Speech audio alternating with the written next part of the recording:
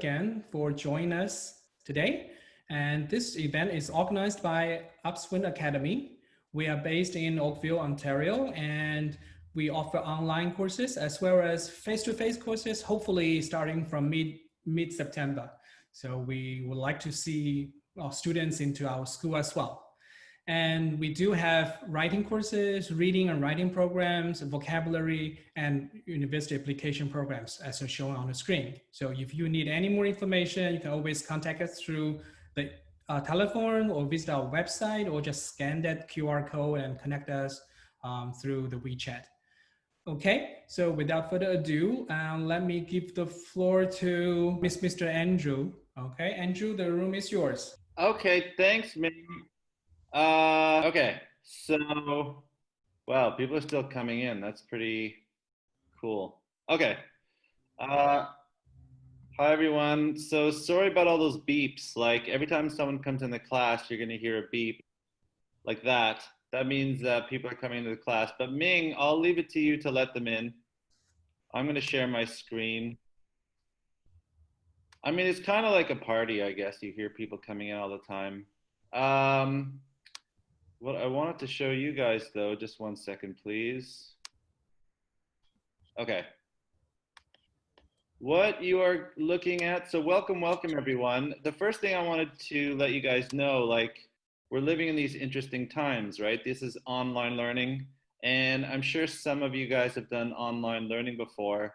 What makes it interesting? Well, there's a number of things which make it interesting, but one of the things is like the way we communicate.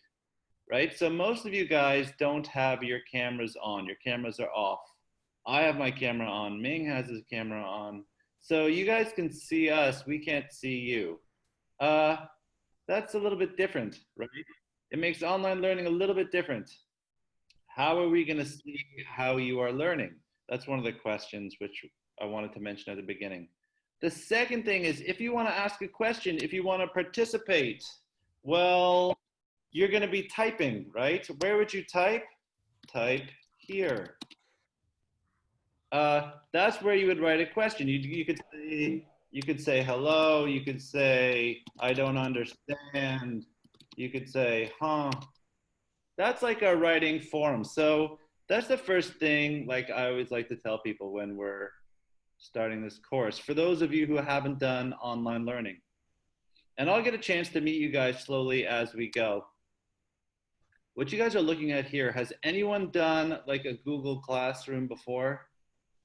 Oh, I see that one person has their camera on, which is kind of original. Who's that? You can turn your camera off, whoever's doing that. Oh, there's always guys who like to play games and stuff. Has anyone ever seen a Google Classroom before, like what we're looking at here? No? Any yeses out there? I mean, not everyone has to answer. Okay. A handful of yeses. Okay, that's good. Who's doing that with that picture? Ming, that's you. You have to make sure those the kids who are playing don't play too long. Okay, some of you guys have done Google Classroom before. That's great. Right now, online learning is really popular. What are you looking at here? You are looking at an example of a Google Classroom and a Google Class.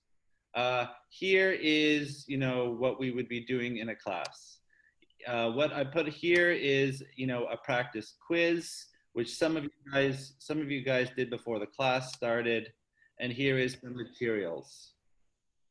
My job as a writing teacher, so I went to high school, I went to university, I went to graduate school, I developed some writing skills along the way, and I know many students have some challenges in their writing, and part of our goal tonight is to show you how we approach teaching writing. And the skills which we want to teach you, we want to show you that these are skills which you guys need to learn in school.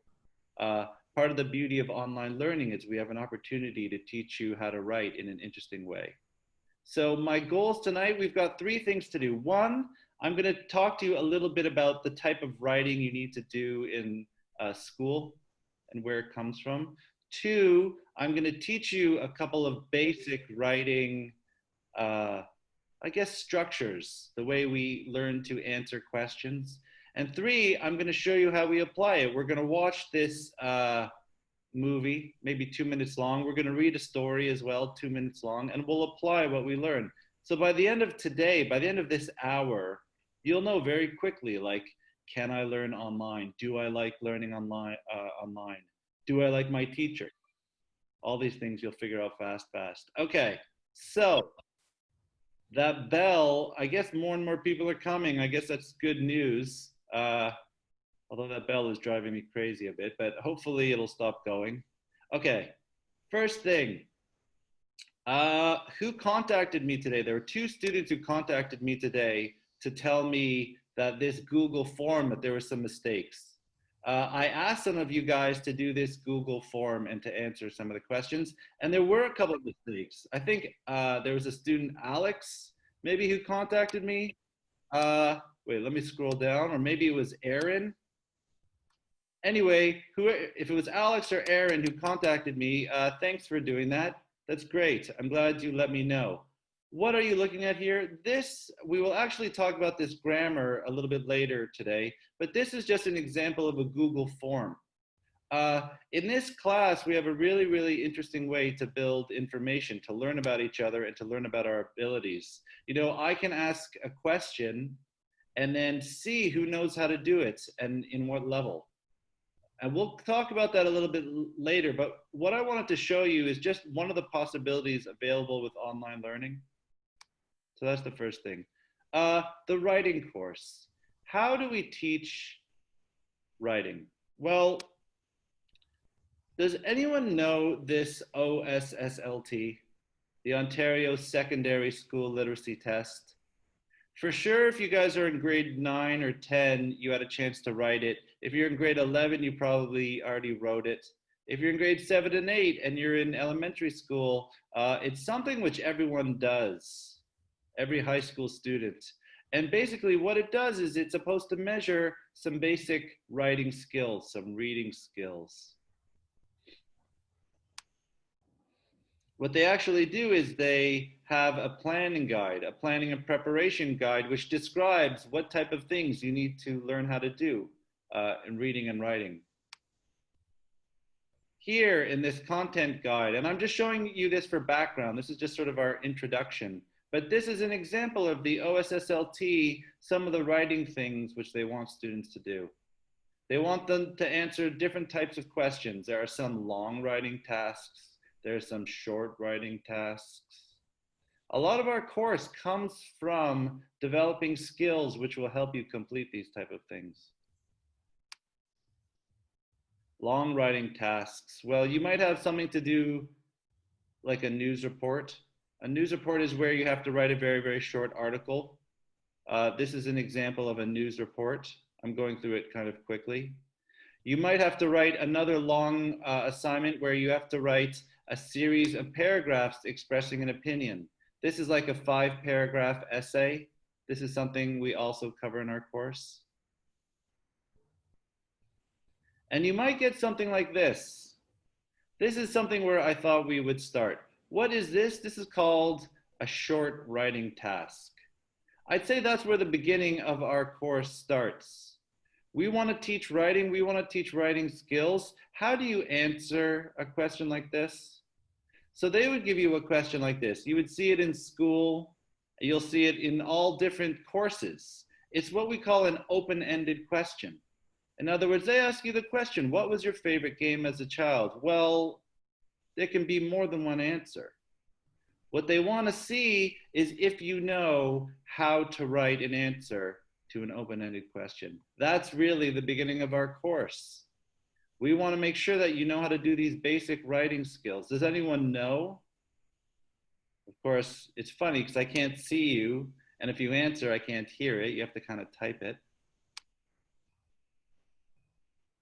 Sorry, I'm just repeating this. But here, the first thing to do to answer these type of questions is to notice the difference. They ask you this question, what was your favorite game as a child? This is an open-ended question. That's a little bit different than this type of question where they say something like, name the most popular children's toy, which is a closed-ended question. So let me go back to my original question. What was your favorite game as a child? How do you answer it? Well, that's sort of the beginning of our writing course. The beginning of our writing course begins with this type of open-ended writing strategy. Did anyone see a picture here in the top left?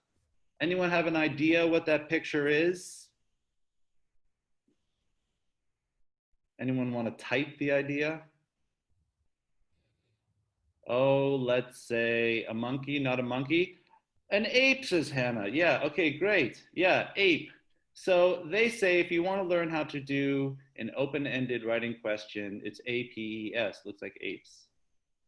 What do? You answer the question. So if they ask you a question, what was your favorite game as a child? You would answer the question. My favorite game was, I don't know, baseball. The next thing you do is you would give some proof, some evidence. You would say something like, oh, well, when I was a young kid, every Friday I used to go play baseball. You would explain how that quote or how that evidence supports your answer. You would say something like, oh, I had many activities I could have done. I could have gone swimming, running, jumping, hopping, playing soccer, playing piano, and I chose baseball. And you would summarize it. Well, clearly the favorite activity I ever had as a kid was playing baseball. Does that idea seem simple? It is a simple idea. At the core, a lot of the techniques we're teaching are simple. It doesn't mean that they're not effective. They're very effective.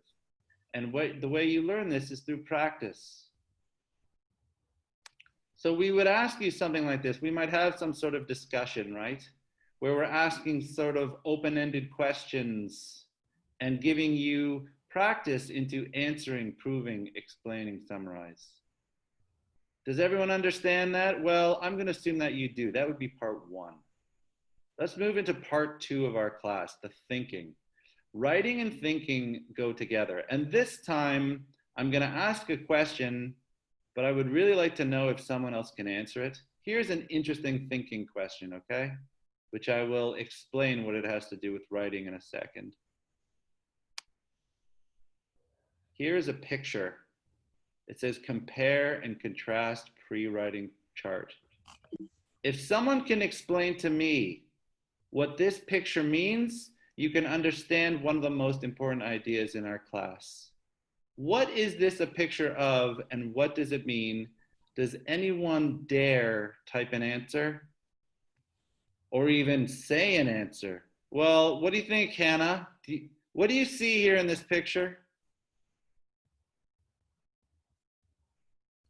An ape? Nope, that was the old answer. I need a new answer. Does anyone else want to try to answer? Benita, you want to give me an answer? What do you see in the picture?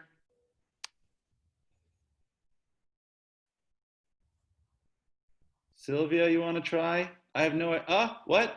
Oh, we have a man between two circles, says Michael. Hannah says different perspectives and viewpoints that join into an answer or final result. Differences and similarities, says Emily.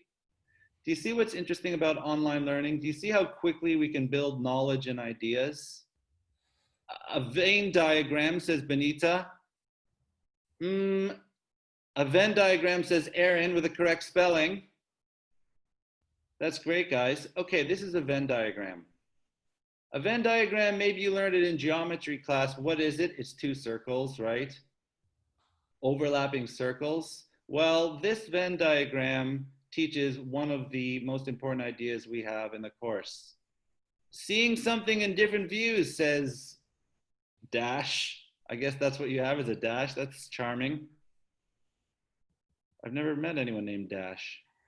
Well, okay, one of the things that we learned, yeah. What does this try to show you? A very, very, very basic mathematical idea, okay? 1 + 1 seems to equal 3. One color here, yellow. One color here, purple. Put together gives birth to this orange. That is one of the most important ideas in our class. And if you can understand why that's important, you can understand why compare and contrast is such a valuable writing tool. That's the thing I wanted to introduce to you guys this evening, on top of this APES. The way we try to teach writing is we also try to teach thinking. So before we do a writing assignment, we have this idea.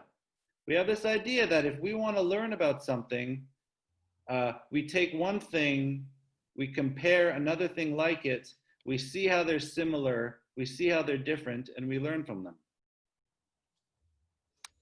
So that idea could be represented here, right? You have one subject here, you have another subject here. What we're trying to do is figuring out where they're similar and where they're different.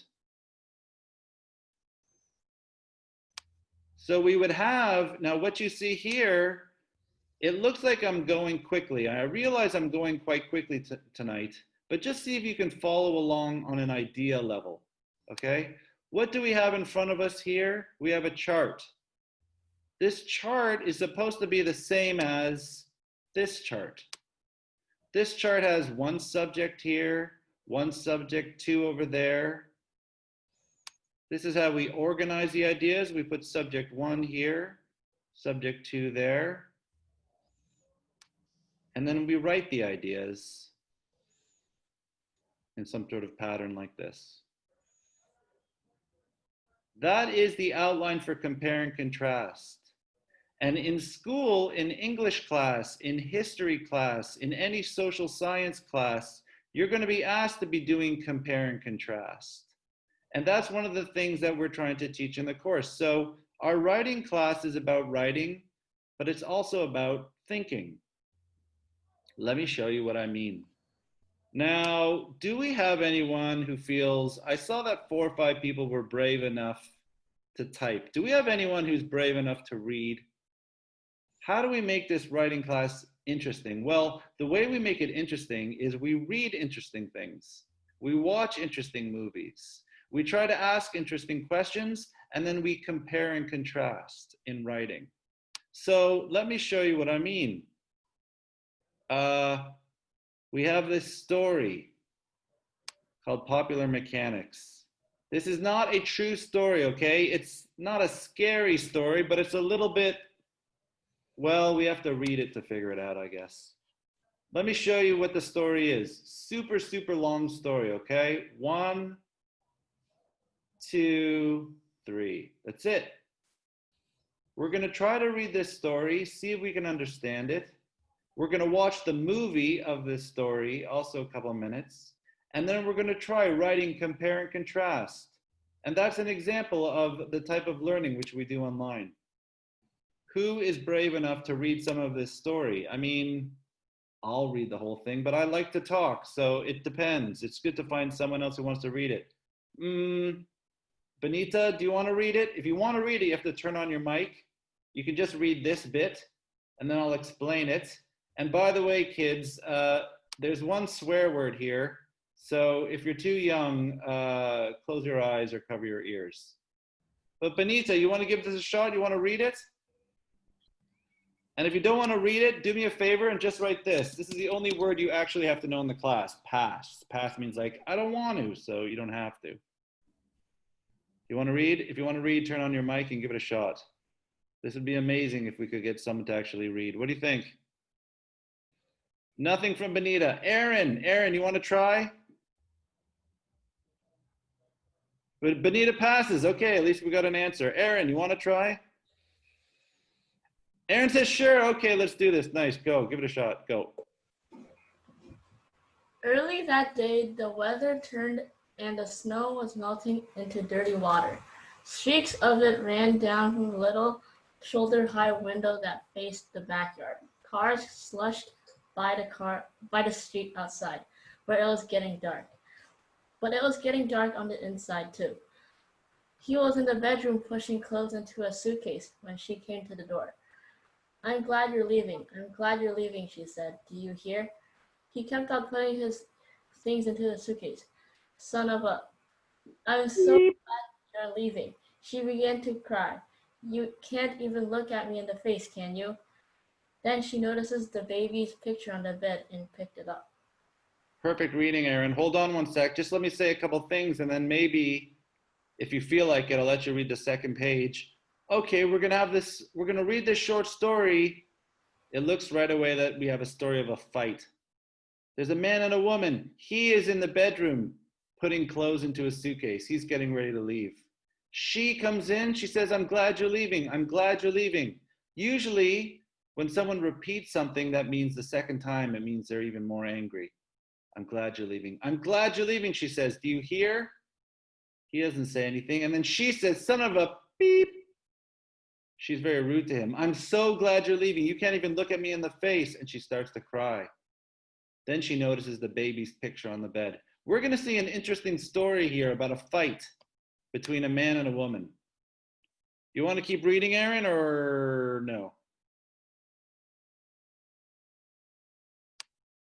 Nah, he says. Okay, well, we got one page, which was good.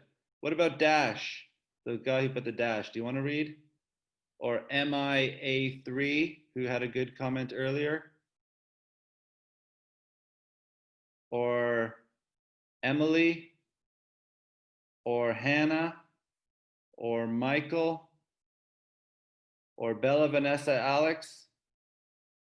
No one. Oh, what?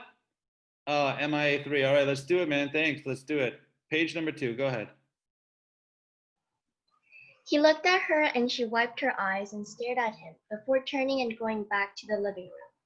Bring that back, he said. Just get your things and get out, she said. He did not answer. He fastened the suitcase, put on his coat, looked around the bedroom before turning off the light. Then he went out to the living room. She stood in the doorway of the little kitchen, holding the baby. I want the baby, he said. Are you crazy? No, but I want the baby. I'll get someone to come by for his things. You're not touching this baby, she said. The baby had begun to cry, and she uncovered the blanket from around his head. Oh, she said, looking at the baby. He moved toward her. For God's sake, she said. She took a step back into the kitchen. I want the baby. Get out of here. She turned and tried to hold the baby over in a corner behind the stove, but he came up. He reached across the stove and tightened his hands on the baby. Let go of him, he said. Get away, she cried. The baby was red-faced and screaming. In the scuffle, they knocked down a flower pot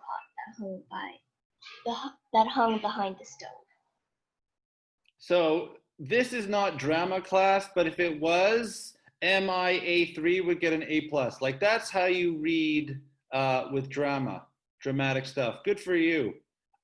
Yeah, there's a man and a woman, and they're having this terrible fight. He says, bring that back. She's like, get out. And then suddenly there's a change. Suddenly he goes to her and he goes, I want the baby. Now this is a baby, right? This is a shock. Usually the baby stays with the mom. She goes, are you crazy? He says, no, I'm not crazy, but I want the baby. So we see that there's this huge tension. She says, you're not touching this baby. And meanwhile, the baby has begun to cry. And that's one of the messages of this story. In our class, we read like very famous literature which has lasted a long time, where people have read it and they've said, well, there's an important message here. And in this story, the important message is that sometimes people fight and they don't actually think about who else is getting hurt. That's what's happening in this story. You have a man and a woman who fight, who hate each other. They're not even thinking about who gets hurt. So the big baby begins to cry, but they're still fighting. She goes, oh, for God's sake, get out of here. Well, the writer wants to show that there's a little bit of danger. They hold the baby over a corner in the stove. Everyone knows what a stove is. A stove is for cooking food. The stove is off, but they're holding the baby over the stove. So that's supposed to show that it's getting a bit more dangerous here. He comes up, he tries to grab the baby. By the way, spoiler alert, just in case anyone's panicking, nothing happens to the baby. Or maybe it does, but not in the story, we don't know. But anyway, he comes up, he goes across the stove, he grabs the baby. She goes, let him go. She says, get away, get away. They're fighting. Then they knock over a flower pot. That's another sort of hint that there is danger. MIA3, you want to finish this thing? You were doing great. Okay. He crowded her into the wall, then trying to break her grip. He held on to the baby and pushed with all his weight. Let go of him, he said. Don't, she said. You're hurting the baby, she said. I'm not hurting the baby, he said. The kitchen window gave no light. In the near dark, he worked on her fisted fingers with one hand, and with the other hand, he gripped the screaming baby up under an arm near the shoulder. She felt her fingers being forced open. She felt the baby going from her. No, she screamed just as her hands came loose. She would have it, this baby. She grabbed for the baby's other arm. She caught the baby around the wrist and leaned back, but he would not let go. He felt the baby slipping out of his hands and he pulled back very hard. In this manner, the issue was decided. So what happens? They're excellent reading, by the way. He crowds her into the wall. They continue fighting. He says, let go. She says, you're hurting the baby. He says, I'm not hurting the baby. If you just look at my hands here, I know you can see me. Here are my hands, right? This is a fist. So if I was trying to move the fingers off like this, that's what they mean by working on fisted fingers. Her hand is in a fist. He's trying to pull the fingers off so he can grab the baby. She feels her fingers opening. She feels the baby going, no, she says. She wants the baby. He wants the baby. And that's how they decided who gets the baby. Now, we don't know what happens to the baby. That's not the point. The point is, well, look at what people do sometimes when they fight. Look how selfish they can be. So what happens in our class is we try to study literature as well as learn writing, right? Here is a short story, and I'm going to show you a movie in a second, but in the end, what is it that we're trying to do? Well, where's our question? What if we ask this question? So this is what would happen. We would have our class, and then we would ask this question, who is to blame, the mother or the father? Compare and contrast their roles, action, and communication. I mean, what a great question to ask. And what is it that we're trying to do? We're trying to do this process. We're trying to say, okay, there's the mother, yellow. There's the father, purple. Let's see how they are similar. Let's see how they are different. Let's organize it, how they are similar and different. And then let's write it down in a 2-paragraph compare and contrast. This is like level 1 of our class. So you see, by taking, what we're trying to do is teach writing by teaching thinking. And if you can understand the underlying thinking, you can do the writing. Well, before I play the movie's a little bit different. Let's see if we can answer this thing. I mean, here we have subject 1. Subject 1, let's say that's the mother. Subject 2 is the father. Now we're trying to compare and contrast them. How are they the same and how are they different? Does anyone have any ideas about how they are the same and how they are different? MIA3, which I'm sure I'm not pronouncing right, but you read very well. I imagine you might have something to say about it. They both want the baby? Yeah, good. And a couple of people wrote that. Well, that's clearly wants the baby. Father wants the baby. So what do they have in common? Desire for child. Desire for child. That's a similarity. Aaron says, Mom, oh, excellent. If you look at how they speak, the mother uses lots of rude language. She says things like, son of a beep. Rude language. Father, he's silent.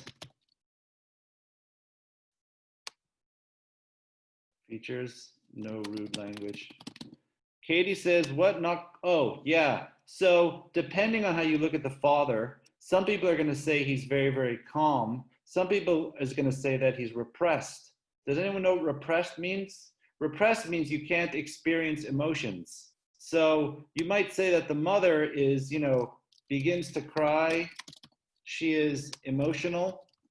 And the father who doesn't, cry, maybe he's repressed. Well, as a class, we're already building it up. So do you see this exercise we're doing right now? What we're doing is like preparing this Venn diagram, right? We are saying, let's look at all the things that the mother does. Let's look at all the things that the father does. Let's see how they are similar and different. and then we can sort of figure out, maybe we can figure out who is to blame or not. This type of exercise which we're doing is the type of thinking which we try to encourage in the class. You never ever have to do this by yourself. We always do this as a class. If you look at our Zoom chat, you'll notice right away that we have some bright students, right? I can ask some questions, and even if you don't know the answer, you don't have to worry. That's one of the advantages of working in a class where there's some bright kids, right? So Katie says something very, very clever about being repressed, and we all benefit. We all write it down. That's one of the cool things about the online learning. But basically, we have a pretty good idea so far. They seem to both want the child. That's a similarity. Where they're different is how they express themselves.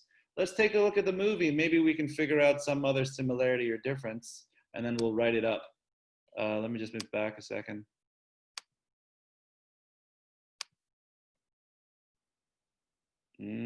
There it is, 3 minutes long. Sorry if the sound isn't so good. Hopefully you'll be able to hear it.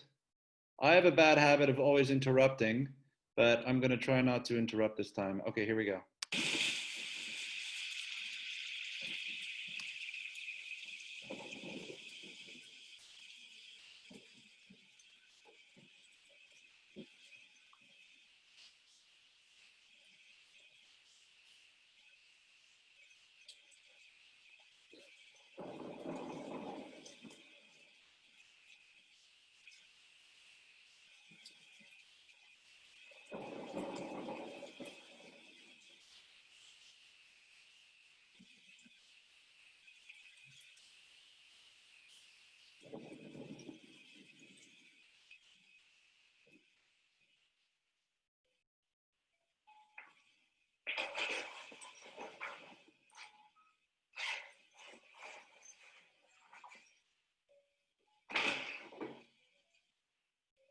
You know what? I'm glad you're leaving. Did you hear me?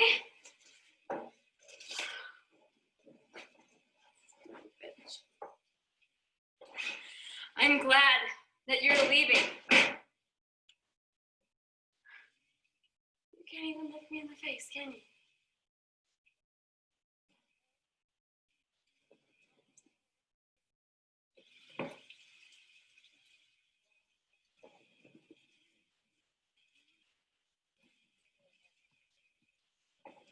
Hey, bring that back.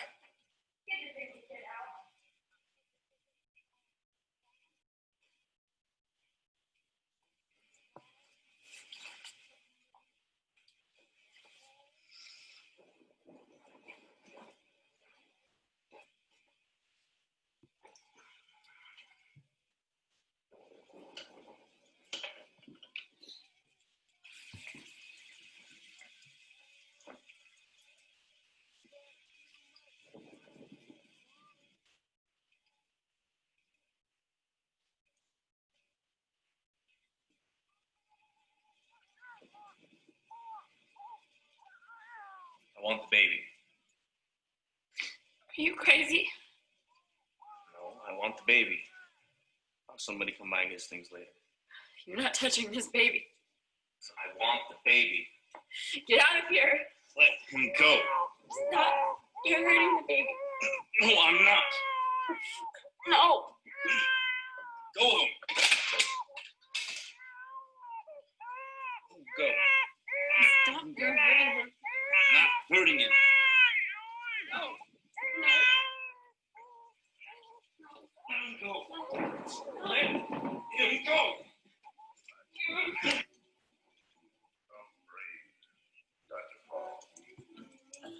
But too much of that stuff is falling in the mind and into each other. Oh, sorry. Michael said it's lagging. Maybe it was lagging for everyone. I don't know if you got a chance to see it. Basically, this is just I think it's like a student production. It's basically some people made, a low cost movie of this story. Well, does anyone notice a difference between the story and the movie in terms of what happens to the baby? Did anyone sort of pick up on that? I just sort of wait to see if anyone types it in. Did anyone notice a difference in the ending? Yeah, good, Hannah. Like in the movie, you look at the movie and it says that the baby falls. They drop the baby, right? If you look at the story, well, that doesn't really happen. What happens in the story is they're in the middle of a fight, and the point is, in the last sentence, they have that same line. Well, I guess that's because sometimes, you know, they try to make the movies more dramatic. Well, okay. What's that have to do with us? Well, let's go back to our question. You also thought the baby was going to fall out of their hands.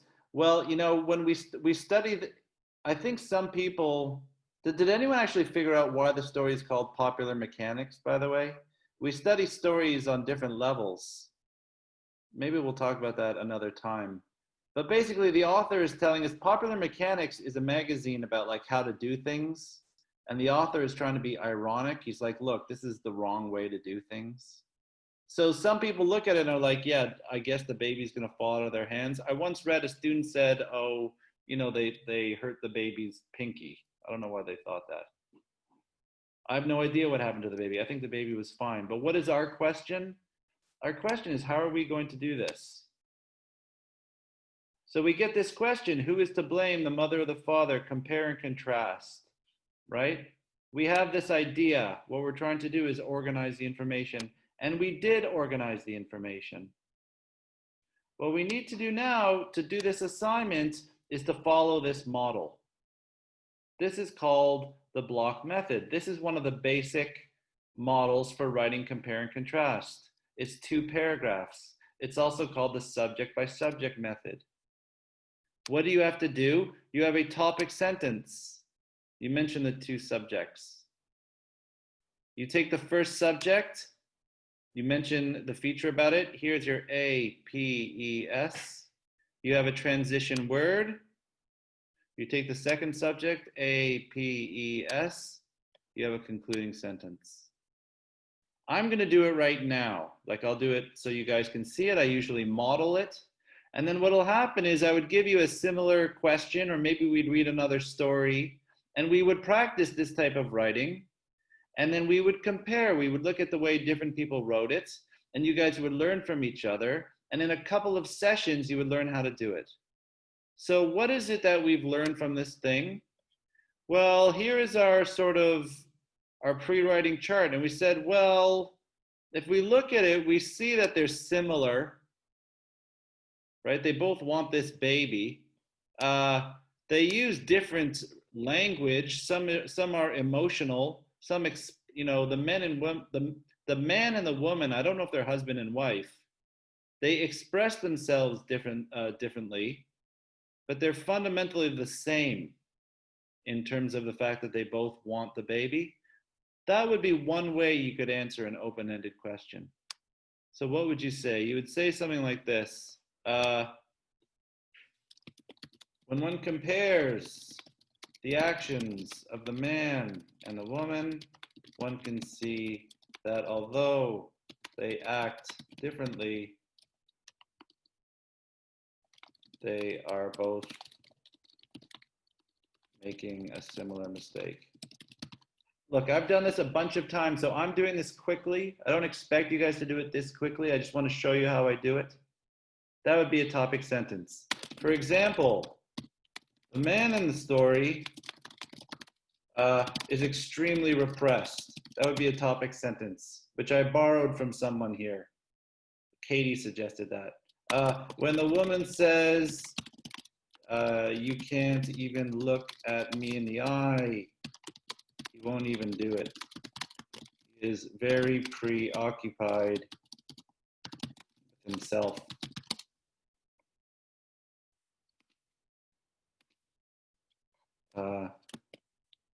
One can notice how self-absorbed the man is.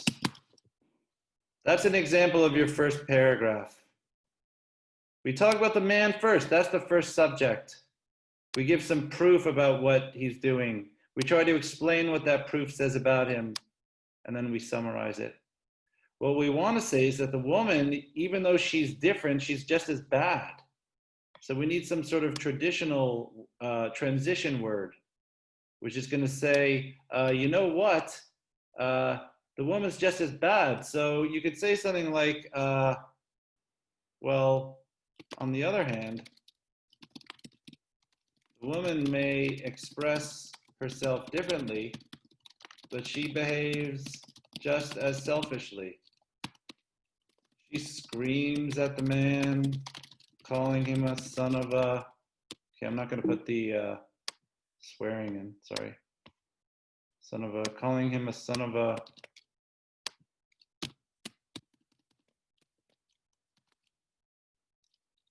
But she is also only concerned with her wants.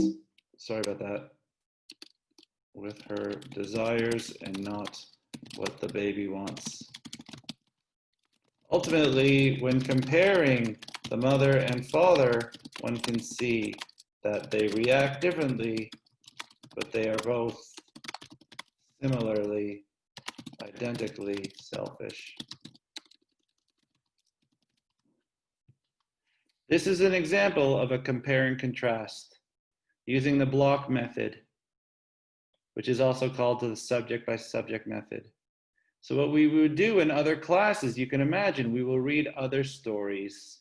It's not a reading class, like I know you guys know how to read, right? I asked different people to read just because we need to get through the material and we're doing it online. We'll read different stories, we'll think about them, how we're going to compare and contrast different aspects. We look at the similarities and differences, we do this type of thing together, and you get some sort of writing assignment. That is really the foundation of our class. And what happens is your writing should improve. You'll develop some writing skills which are useful to answer these questions. Your vocabulary will naturally improve. And the other thing we do at the same time, I think I've got 5 to 10 minutes. I just wanted to show you, relating to our course, I have a very strong interest and a belief that you can improve your writing by really understanding the verbs. And we study different parts of speech, but we're principally interested in the verbs. And what I mean by that are verb tenses and verb aspects. I'll just show you this very, very quickly. We're going to listen to this guy speak a little bit quickly, and then I'll go back to that quiz which I gave you guys at the beginning of the class, and you might understand it better.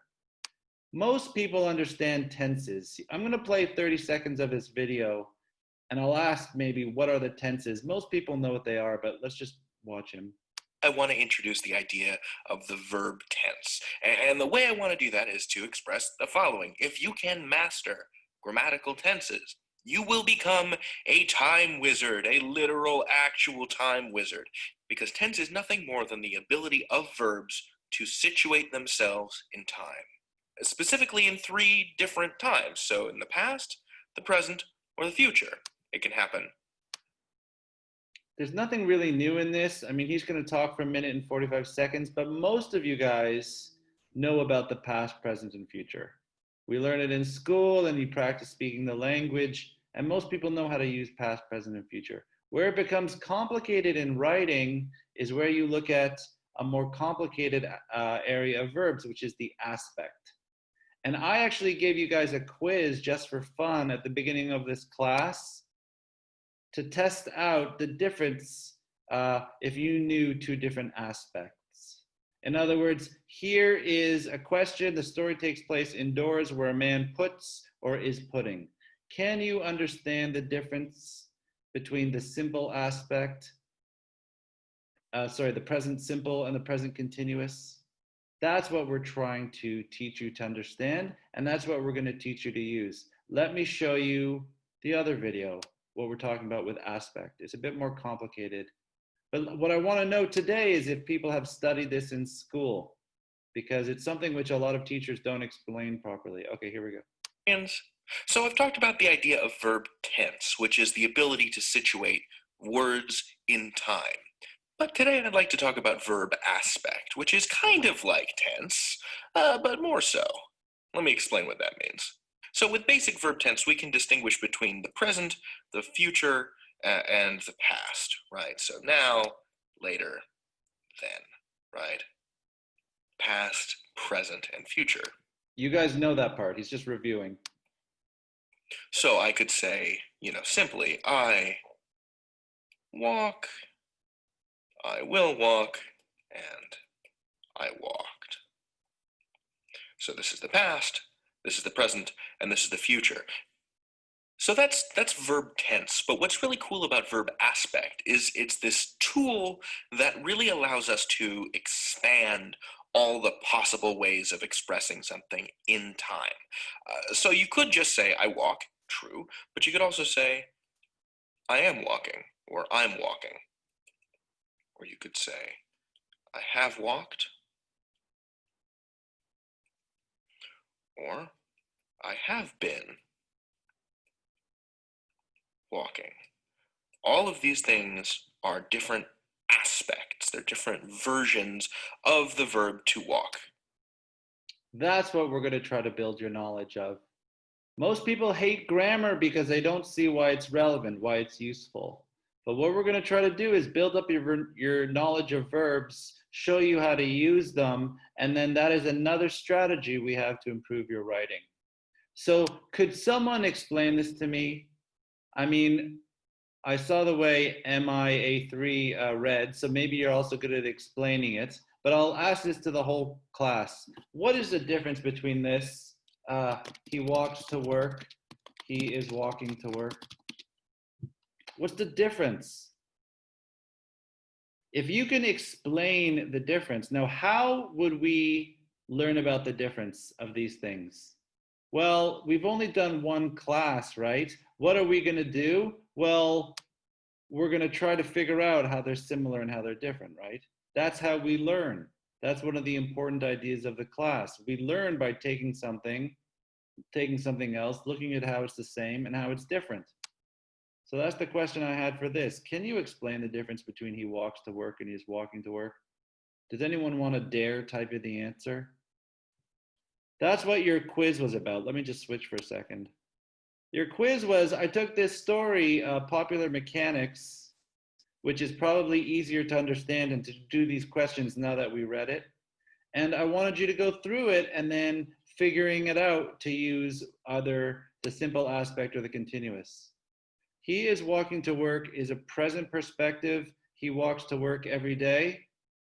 They're both in the present. So past, present, future, that's your tense, right? He walks to work, present tense. He is walking to work, present tense. It's not a present thing.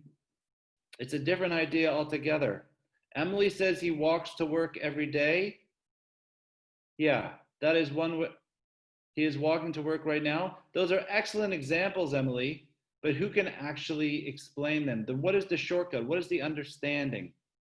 That's one thing I would like you guys to leave this class today, being able to understand the difference. And what is the difference? The difference is that even if it's in the present tense, even if we're talking about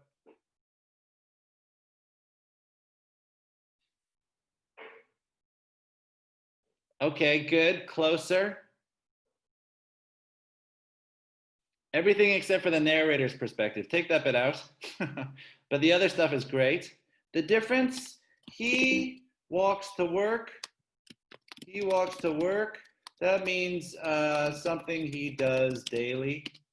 He is walking to work means this. Oh, why does that keep coming up? Means he is in the middle of walking to work. That's the point. The point is you can say that someone does something every day. You can actually be more descriptive. In other words, in the now, you can say someone is in the middle of doing something. That's aspect. And I don't expect you guys to understand it tonight. What I expect is that you can see that the way we approach writing and thinking, we believe that if you can understand something, you can start to use it. So we always apply to the understanding first. What am I saying? Your shortcut is, if you can say in the middle of, then you know it's walking, right? If you say if you see someone in the middle of doing an action, then you use this present continuous, right? If you're saying he is eating breakfast, what you mean is he is in the middle of eating breakfast. That's what you mean.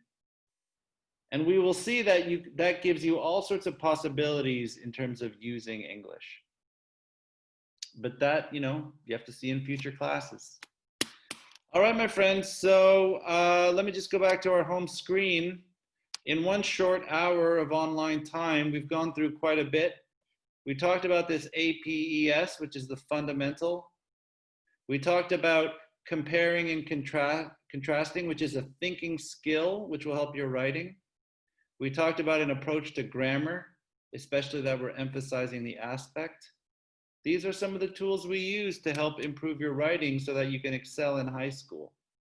So for those of you who are interested, very much looking forward to working with you. I will stop the screen share and let you, Ming, have the last word. Okay, thank you, Andrew. Okay, just a question for our audience, those students. And do you have any questions for Andrew? You can type your questions, or I think you can also just unmute yourself and ask questions if you like. Yeah, ask me some questions. Like, what's my favorite color? My favorite color is orange. Any other questions for me? How long have I been an English teacher? Oh, what's my favorite book? Thank you, Katie. Thank you for asking that question. I don't know. But you know what? One of my favorite books I like to teach is Lord of the Flies. Anybody learn that in school? Man, that's a good book. What's my favorite TV show? I don't watch that much TV, but I think I like, I don't know, The Simpsons? No, I don't know. Law and Order? Am I good at coding? Terrible at coding. I mean about the English class, guys, my friends. Some questions as they appeal. What was the wrongest thing you do? This isn't a therapy session, Dash. That's not for me to be talking about today. But if you ever want to write about the wrongest thing you did, I will look forward to reading it.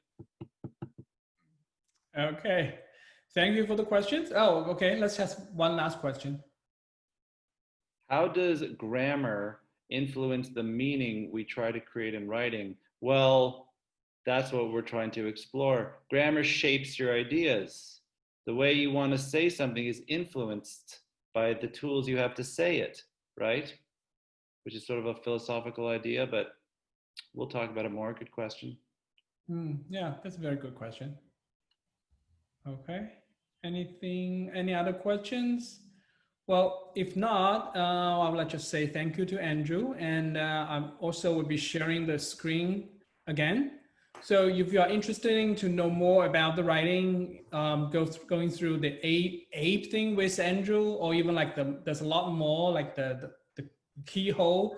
There's quite a lot of structures and ways to help you to generate ideas, help you to structure your ideas into a more readable or even a higher grade writing piece. So yeah, we encourage you to contact us and to know more about the program, and go to our website or scan the QR code and connect with us through the WeChat. So we hope we'll have another chance to talk to you again sometime soon from September. And if you do have questions, you can always write to us and just leave us a message on our website as well. Okay, so thank you, Andrew, so much for enlightenment moment for I hope for some of the students here today.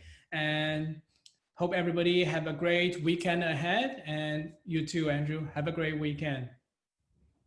Take care. Thank you, guys. Okay, thank you, everyone.